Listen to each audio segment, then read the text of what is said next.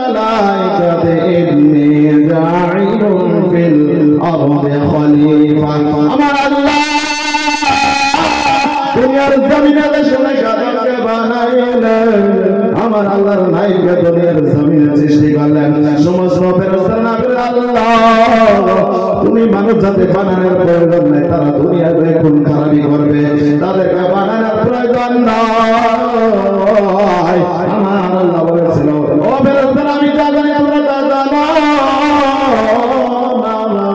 ও ফেরেশতারা তোমরা তা জানো না।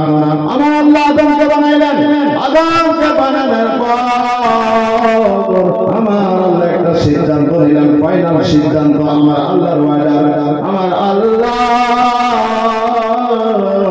সমস্ত মালাইকা ও ফেরেশতাদেরকে বলেছিল আদমকে সিজদা করে দেখা। অনেক লম্বা ঘটনা, সূরা আল-বাকারার ভিতরে কমবেশ 23টি এমন আয়াত আছে বাবা। হযরত আদম আলাইহিস সালাতু সালামের বিষয় সংক্ষেপ টাইমের জন্য আমি সংক্ষেপ বলে শেষ করে দিব বাবা। হযরত আদমকে সিজদা করতে বলা হলো তাফসীরে খাজাই, তাফসীরে মাদানী। হযরত আব্দুল্লাহ ইবনে আব্বাস তিনি আয়াতগুলো ব্যাখ্যা করেছেন, কাসর ইমাম ফখরুদ্দিন রাজি রাহমাতুল্লাহ আলাইহি ব্যাখ্যা করেছেন। হযরত আদমকে আল্লাহ পাক বানানোর পর তার কপালের ভিতরে নূরে মুহাম্মদী রাখা হয়েছিল। আপনাদের আমাদের দয়াল হবে রাহমাতুল লিল আলামিনের নূর মুবারককে আদমের কপালে রাখা হয়েছিল। অনেক লম্বা ঘটনা আমি সঙ্গে বলছি বাবা, কোন বানায় কথা না, তাফসীরের ভিতরে আছে বাবা। সমস্ত ফেরেশতাদেরকে বলল ফেরেশতারা তোমরা আদমকে সিজদা করে দেখো। সমস্ত ফেরেশতারা সিজদায় পড়ে গেছে, সিজদা দিয়েছিল। ওয়া ইযা ক্বালনা লিল মালাইকাতি ইসজুদু লি আদম ফাসাজাদু ইল্লা ইবলিস আবা ওয়াস্তাকবারা ওয়া কানা মিনাল কাফিরিন। আমার আল্লাহ আদমকে সিজদা করতে বলে সমস্ত ফেরেশতারা আদমকে সিজদা করেছিল। একজন ফেরেশতা আবা ওয়াস্তাকবারা অস্বীকার করে দিল, সবাই জানেন। তাই একজন ফেরেশতা ছিল তাফসীরের ভিতরে পৃথিবীর জমিনে চলতে, পৃথিবীর জমিনে যদি শয়তানের সিজদা যদি পৃথিবীর জমিনে ফেলানো যায়, তার সিজদা পুরো জমিনটা পরিণত হয়ে যাবে। এত সিজদা করেছিল আল্লাহকে, কিন্তু আল্লাহর একটা কথা মানা না মানার কারণে আমার আল্লাহ রাব্বুল আলামিন তাকে শয়তান বানাই দিল। আল্লাহর ওয়াদা না মানার কারণে আমার আল্লাহ তাকে শয়তান বানাই দেওয়া। আল্লাহকে বলছিল আমাকে কিছু করতে দাও, আমি তো অনেক সিজদা করেছি, অনেক ইবাদত করেছি, আমার তার ফলাফল দাও। আমার আল্লাহ শয়তানকে বলেছিল তুমি কি নিবা, তোমার তার বদলায়, তুমি যদি জান্নাত চাও তোমাকে তার বড় জান্নাত দিব। শয়তানের জান্নাত না নিয়ে বলেছিল আল্লাহ তোমার ওই সব বান্দা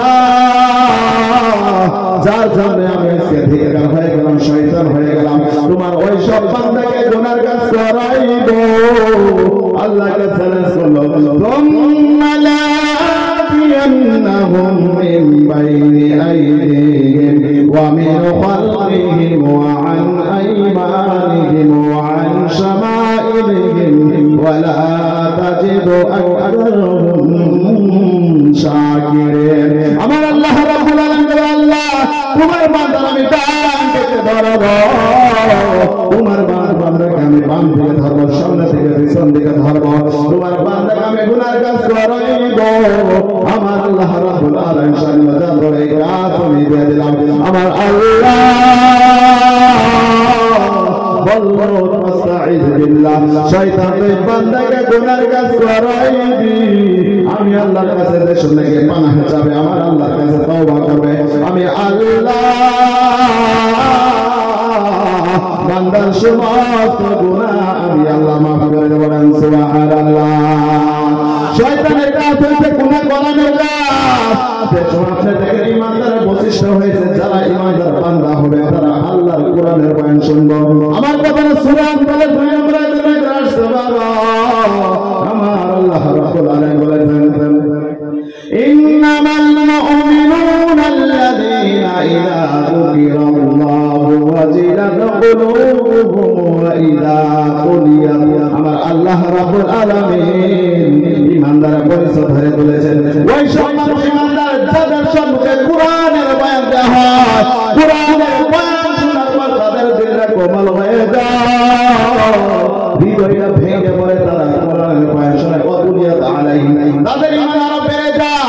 যারা ঈমানদার হবে তাদের ঈমান বেড়ে যাবে, তারা শীতল হয়ে যাবে, তার দিলটা নরম হয়ে যাবে কোরআনের বয়ান শোনার সাথে সাথে। আমার আল্লাহ তিনি ঘোষণা করে দিলেন ফাযাক্কির বিল কুরআনি মান ইয়াখাফু ওয়াঈদ। হাবিব ওয়া রাসূল, যেসব মানুষকে আপনি উপদেশ দিবেন, মানুষকে কোরআনের মাধ্যমে উপদেশ দিবেন, যারা ঈমানদার হবে, যাদের ভিতরে আমি আল্লাহর ভয় থাকবে, তারা কোরআনের বয়ান ঠিকই শুনবে। আর যাদের ভিতরে ঈমান করবে, তাদের কোরআনের বয়ান ভালো লাগবে না। ও মুসলমান, দুইটা বিষয় আপনাদের সম্মুখে আমি বলে শেষ করে দেব, টাইম